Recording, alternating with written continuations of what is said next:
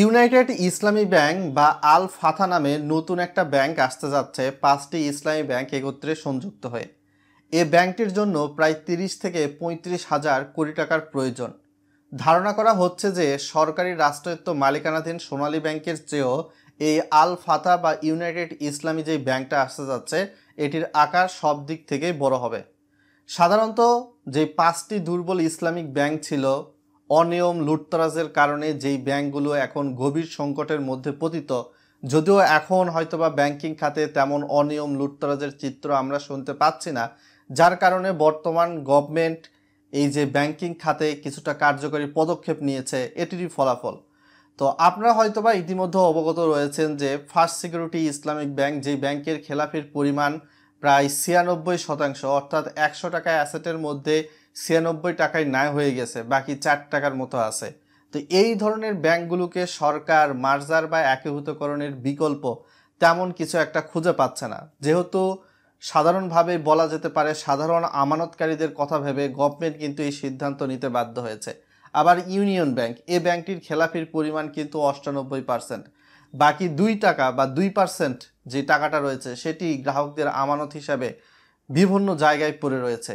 তো বিভিন্ন সময় খেলাপি বলতে বিভিন্ন কারণে খেলাপি হয়ে থাকে। অনেক সময় রাঘব বোয়ালরা এই খেলাপি যে অর্থগুলো রয়েছে এর বেশিরভাগ অর্থই কিন্তু নিয়ে যায়।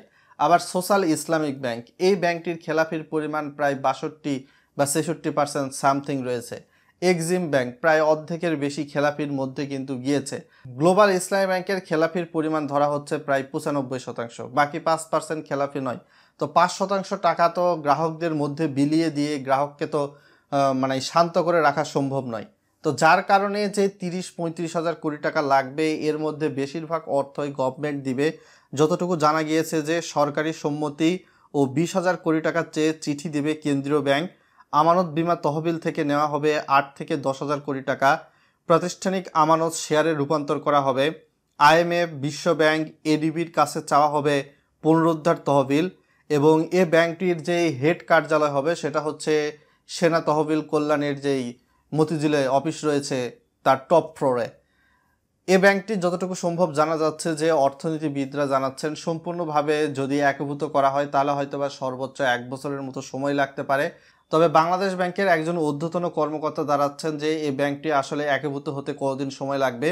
তার দেওয়া তথ্য মতে তিনি জানাচ্ছেন যে লুট হওয়া ব্যাংকগুলো একীভূতকরণের বিকল্প নেই। এই বিষয়টি কেন্দ্রীয় ব্যাংকের পক্ষ থেকে সরকারকে অবহিত করা হয়েছে। সরকারও এ বিষয়ে নীতিগত একমত। এখন এই প্রক্রিয়া পরিচালনার খরচ সামাল দিতে যেই পরিমাণ অর্থ প্রয়োজন তার সংস্থাপন হলেই কার্যক্রম দ্রুতগতিতে এগিয়ে যাওয়া যাবে। আমরা আশা করছি চলতি বছরের মধ্যেই ফ্রেমওয়ার্ক নির্দিষ্ট করা যাবে। সব ঠিক থাকলে আগামী 3 থেকে 4 বছরের মধ্যে 5 ব্যাংক মিলে একটি শক্তিশালী ব্যাংক প্রতিষ্ঠিত হবে। সেক্ষেত্রে রাজনৈতিক সদিচ্ছার প্রয়োজন বলে এই ব্যাংকারটি জানিয়েছেন। সো আপনারা বিভিন্ন নিউজ পেপারের সোর্স কিন্তু ইতিমধ্যে স্ক্রিনে দেখতে পাচ্ছেন, যার উপর ভিত্তি করে এই প্রতিবেদনটি তৈরি করা। সো আশা করি বুঝতে পেরেছেন। এর বাইরে গিয়ে আরও 3টি ব্যাংকের কিন্তু ফরেনসিক অডিট চলমান, যেই ব্যাংকগুলোর মধ্যে রয়েছে national bank, AB bank, IFIC bank. কোনো ব্যাংকই গভর্নমেন্ট বন্ধ করবে না, সর্বোচ্চ গেলে মার্জার বা একীভূতকরণের প্রক্রিয়ার মধ্যে দিয়ে যেতে পারে, সর্বোচ্চ গেলে মার্জার বা একীভূতকরণ।